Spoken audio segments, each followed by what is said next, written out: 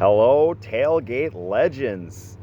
Here we are. It's week 9 already. I know I say it every week, but man, the season just flies by week after week. Um, yeah, we had a really good week 8. Some were better than others.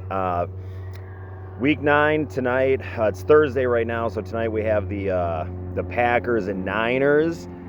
Fucking Packers are decimated. Niners decimated. I don't even know who the fucking Niners are going to be starting tonight. I have no idea. I'm going to watch the game and be like, I don't know who the fuck that is. But I'm telling you right now, if A.J. Dillon, like I was seriously considering starting A.J. Dillon if he didn't get COVID and Aaron Jones didn't play, just because my matchups suck and I got a couple more buys and whatever.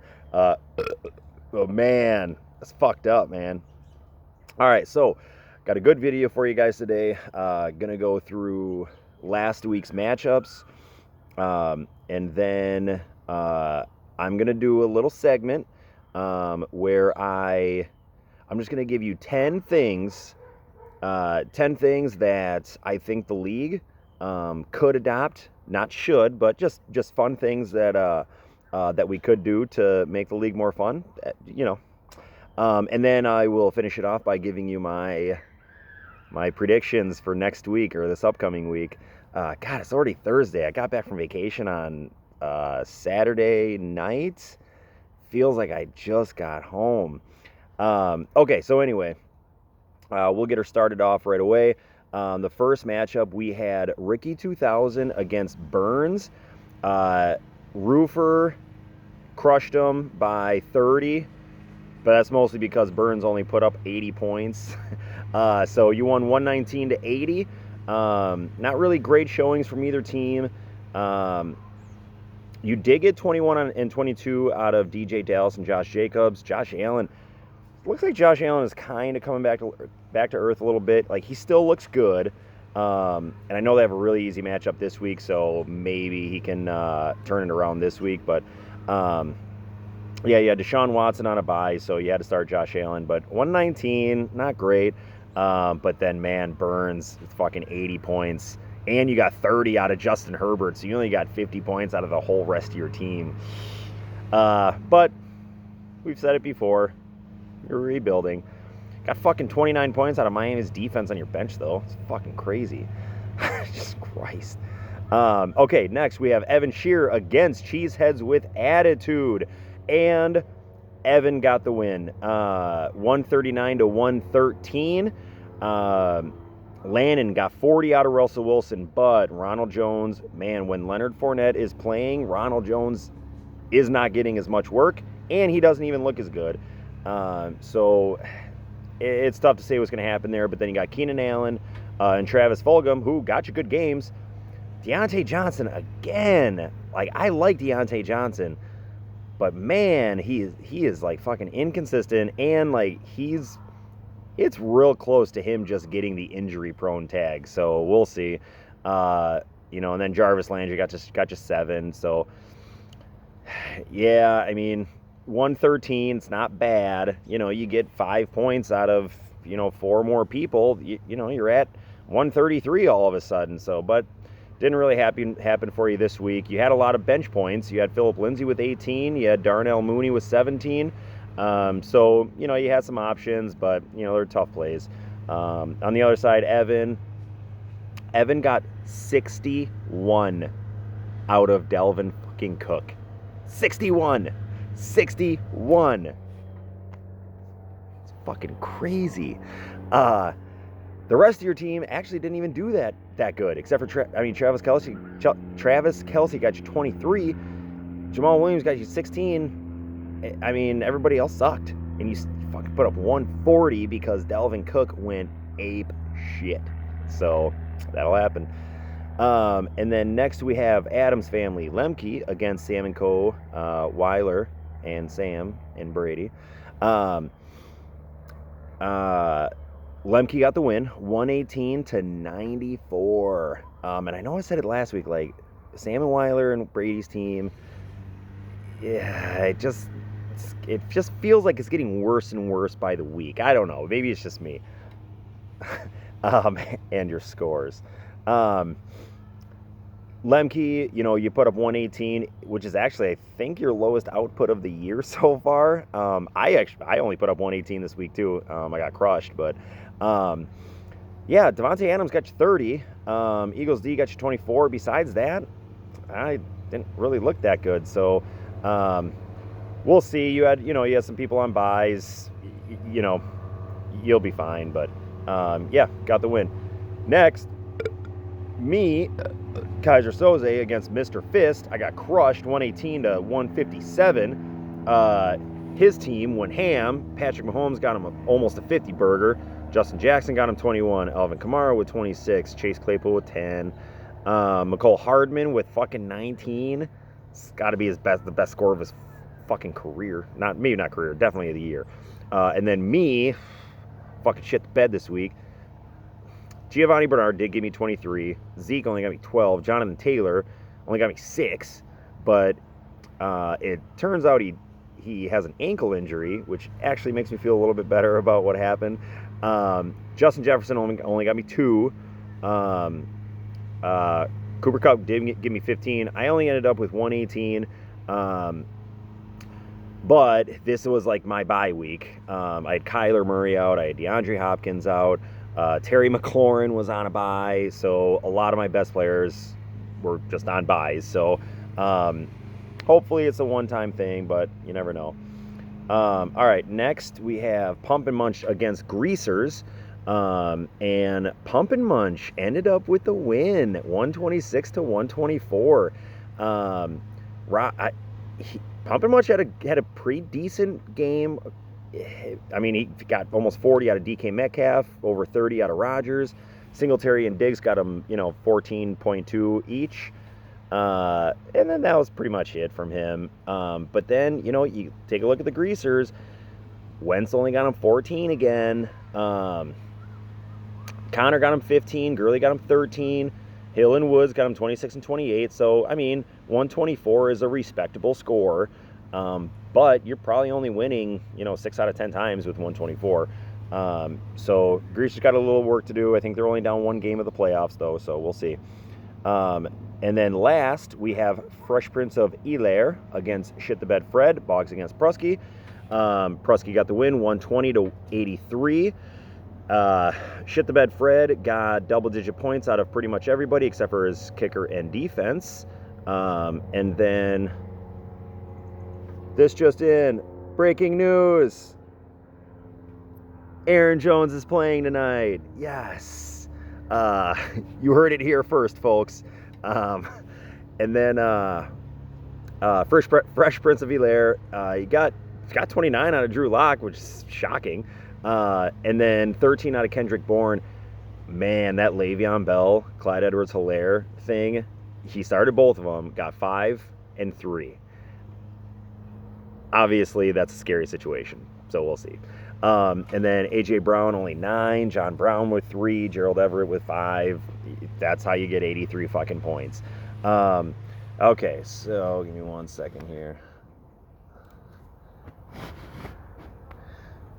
Okay, so I was doing I'm always looking for just ideas and ways to make the league, more fun. Just how can we make it more fun?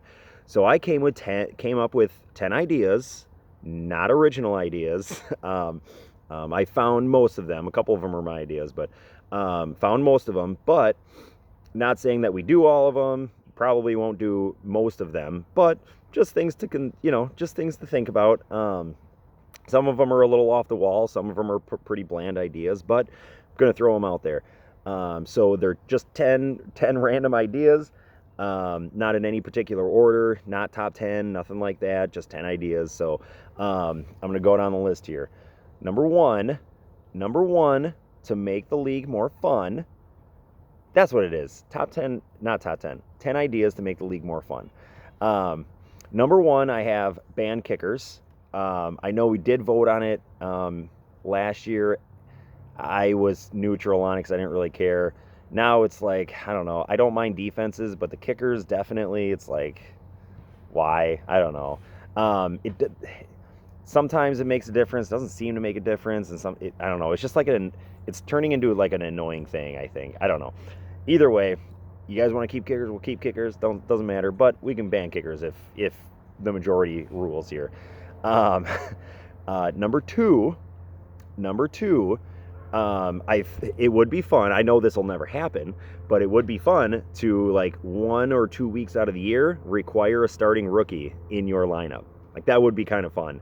Have to play a rookie. It's fun because it's a dynasty league, so obviously with dynasty leagues, pretty much everybody has a rookie. I know it would never happen in this league because there's quite a few teams that don't even have draft picks on a yearly basis, because I have them. But it would be fun. Number three, fun idea for the league, Superflex. I love Superflex personally. I think when you look at the starting quarterbacks 1 through 12, there is a disparity, like the top 3 or 4 to the rest of them, but like 12 to 24, there's a huge disparity between, the top, the 10th best kicker or quarterback, and the 17th best quarterback. There's a pretty big gap there. So I do think it would be fun just from a strategy standpoint, from a competitive standpoint. I do think it would be fun just to add another quarterback slot, not replace a slot, just add a quarterback slot. I think it'd be fun, but that's just me. Okay, number four, I think it would be fun to start a head coach. I know, again, I know this will never happen, but I think it'd be interesting. It'd be fun to start a head coach, and the head coach, you get extra points for a head coach winning, or just something like that, just something along those lines, just to add another dynamic. Yeah, I think it'd be interesting. Okay, next, number 5, and I've mentioned this next one before, the victory points format. I know I've already talked to you guys. I am going to be proposing that at the end of your party, that we go to the victory points format. Everybody knows what it is. I think it'd be super fun. I think it's the fairest way to do everything. The playoff format we'll talk about all that. All those options. Not saying we're going to do it, but I just think it's the best and fairest way, instead of just picking a new format every single year. All right. Next, number 6. I know some people want to get rid of defenses. I think it would be fun to increase defensive scoring. When you look at it, like, a safety is only worth 2 points, but it's really hard to get a safety. I mean, I think that safety should be worth like 6 points, because that's how rare they are. Now, I know it does add a little more luck into it, rather than skill, but it would be kind of fun. And then sacks. I mean, a sack is worth 1 point. I mean, come on, sacks are tough to get. Or like interceptions or picks, just interceptions in general, or just wacky stuff like that. You just add a point or add something for return yardage for defenses, or just something like that. Like return yardage, especially because, I mean, I get yardage for a receiver or running back on offense. Why wouldn't I get yardage for defense? Something like that. So just an idea, just throwing it out there. All right, number 7. I know I've talked a couple times with a couple people about doing something in week 17. I think it would be fun to do a week 17 best ball lineup for $20. For those of you who don't know what best ball is, it's basically your best lineup. So you don't actually start anybody. You have your whole roster, 1 through 20 or 25, whatever it is. You have your best lineup, and your optimal lineup is your score. Is just your optimal lineup. So that's what best ball is. So for week 17, you don't start anybody, but we'll go through, between Burns and I, or probably just me, but we'll just allocate $20 from somewhere else and just do a best ball lineup from everybody's lineups, and whoever wins gets $20 or something like that for week 17. I think that'd be pretty fun. All right, so that's number 7. 3 more to go. Number 8, I have start a trade center. So I think it would be fun for those of you who play Madden. There is a trade center on Madden where I can put everybody. I can put all, like, on the site. It's trade bait. On Madden, it's the trade block. So I put all my guys on the block. But the added dimension would be, these are the players that I want, and this is what I'm looking for in return. You know what I mean? So then you have more of a public forum where everybody can kind of see what everybody's looking for. Like me personally, I wanted to trade, hypothetically, if I wanted to trade Terry McLaurin, and I want a first rounder and a player. You know, it doesn't matter who that player is, or first rounder and a running back, or a mid-tier running back, just something like that, just to make it a little more public. So yeah, I think it'd be fun. And then conversely, you could do, what are you looking for and how much are you willing to spend? And then from there, you have more communication between people. So yeah, number 8, start a trade center. That's a little more public for everybody. I think that'd be fun. Because I fucking hate it. And I know I'm not the only one, because I've talked to quite a few people in this league about it. It's like all of a sudden a deal is done, and there's 3 people out there going, I would have fucking given you more than that, So just throwing it out there. All right, that was number 8. Number 9, at the end of the year party, I think it'd be fun to vote on awards at the end of the year party. There would be no cash. There would be no, or maybe at the end of the year party, like somebody buys you a beer or something like that. I don't know, but whatever. But you could vote on Rookie of the Year, Sleeper of the Year, Worst Move of the Year, Fantasy MVP. I could post it on the site for the entire next year about the previous year. But I think it would be fun to do sort of an awards thing at the end of the year party. So yeah, again, just another dynamic that I think make it fun. And then number 10, through looking online at like really fun things that these dynasty leagues do, or not dynasty leagues, but fantasy football leagues do. There's a dynasty league, or there's a format that I saw where the league, they do what they call a Super Dune year. And what they do is every presidential election year, every single team in the league pitches in an extra $25 every year, and whoever wins that specific year wins the extra $25 as well. So for us, that'd be $250, that'd be $300. So it'd be an extra $300 every 4 years, every presidential election year, which I thought was kind of a fun twist. They call it the Super Dune year. I don't know why they call it the Super Dune year, but I do think that would be pretty fun. Every 4 years, like every presidential election year, every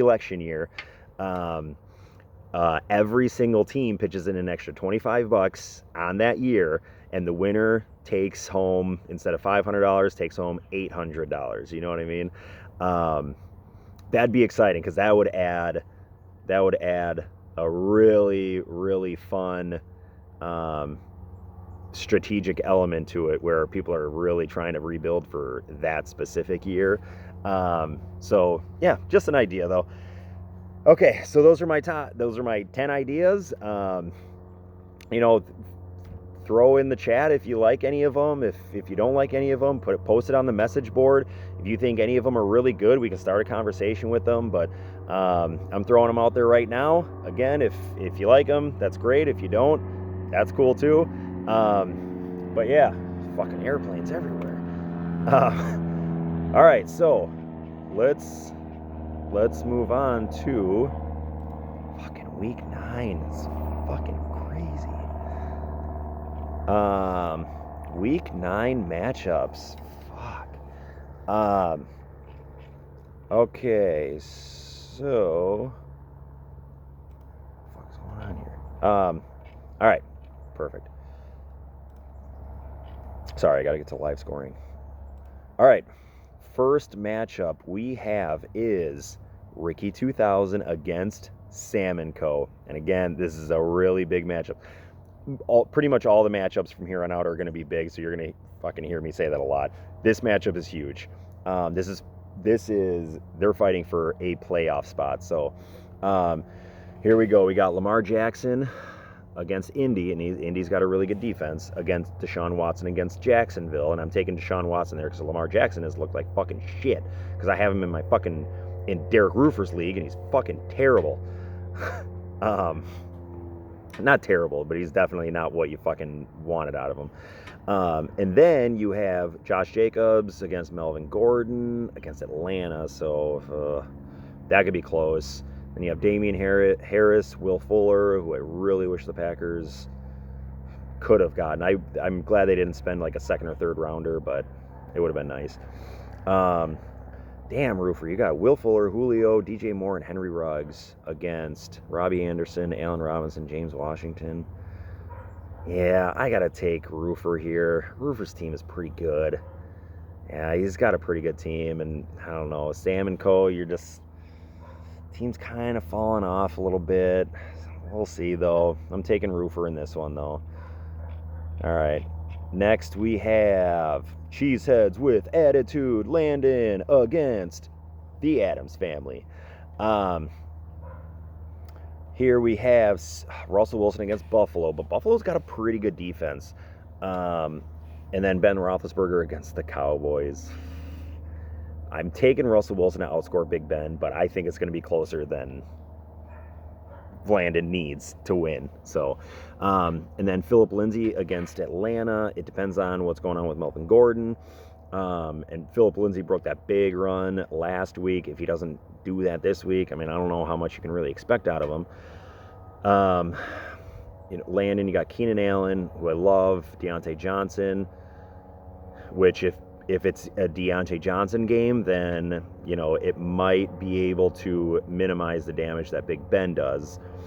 And then Scott Miller, Tim Patrick, God. But then Lemke, you got Mike Davis, James Robinson, which actually sounds like Christian McCaffrey might be back this week. But then you got Devontae Adams, Mike Evans, and Tyler Lockett, so I'm taking Lemke. Landon, you're doing a good job. You got to keep it up.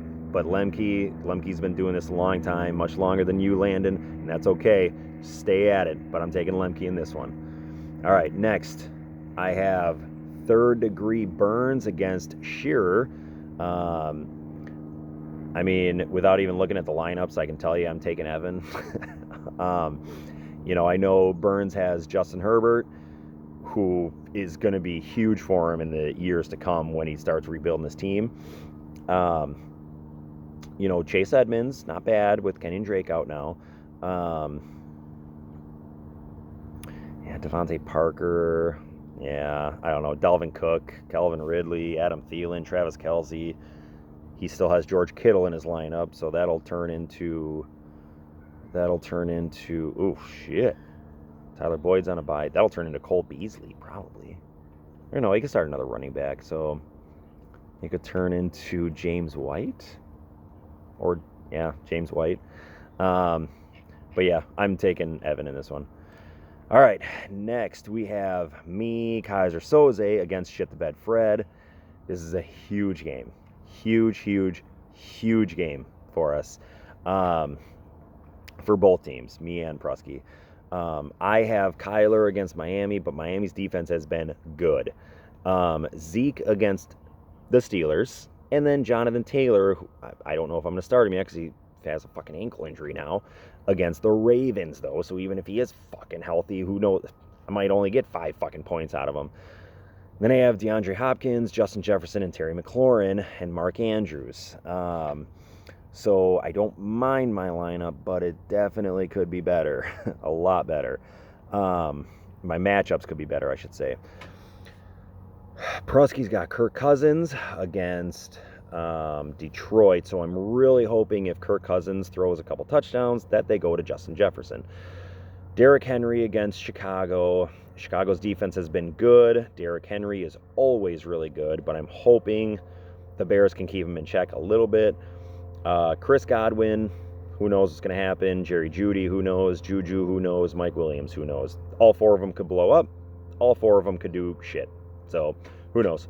Evan Ingram, who knows? He hasn't been that good.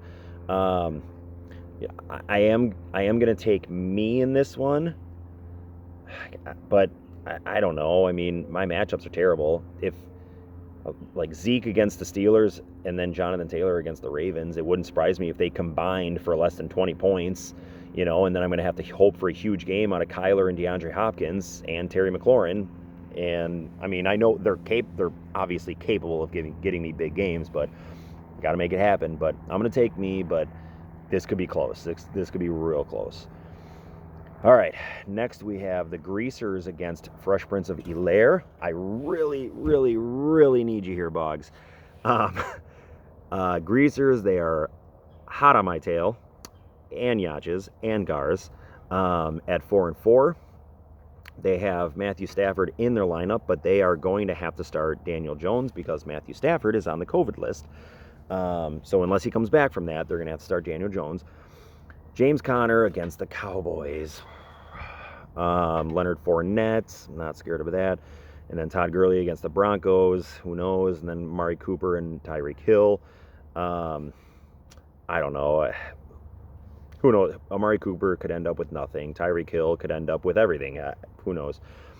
Boggs, you have Drew Lock against Atlanta, but I'm assuming you'll start Drew Brees, maybe? I don't know. That's a close one. I don't know who you're going to start. Clyde Edwards-Helaire and Antonio Gibson, A.J. Brown, Brandon Cooks, Michael Thomas. Hopefully Michael Thomas plays. And then Jordan Reed. And Jordan Reed could be huge because the Packers are terrible. They're fucking terrible at defending everybody. So, with George Kittle out, Jordan Reed is hopefully a good play. I'm rooting for Boggs, but I don't think he has enough.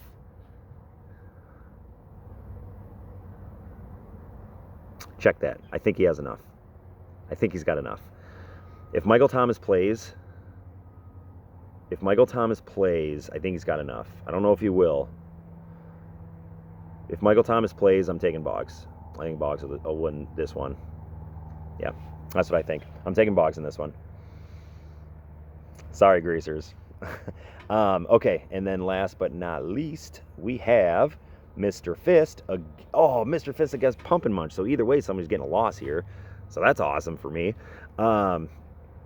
Here we have Mr. Fist with Patrick Mahomes against Carolina, DJ against Jacksonville, Alvin Kamara against the Buccaneers, DJ Chark against Houston, Claypool against Dallas, Marvin Jones against Detroit. It's an okay lineup. Fucking blew up against me last week, which means they're going to fucking shit the bed this week. Rodgers against the Niners, Jermichael Hasty against the Packers, who might put up a fucking 60-burger. Aaron Jones, probably won't even play that much. Devin Singletary, Stephon Diggs, and DK Metcalf. I'm taking Pump and Munch in this one. I'm taking Yach. It's just, he has too many, like between Aaron Rodgers, Aaron Jones, Devin Singletary, Stephon Diggs, DK Metcalf. Stephon Diggs and DK Metcalf are really, really, really good. Hayden Hurst is much better than Mike Gesicki. And the Bears defense is better than the Saints defense. I don't know if they'll outscore them, but I know they're better. So that's who I got. And that wraps that up. Those are my predictions for the week. It's been really fun so far. Again, we're already in fucking week 9, man. It's fucking crazy. But yeah, good luck to everybody, and I will talk to you next week.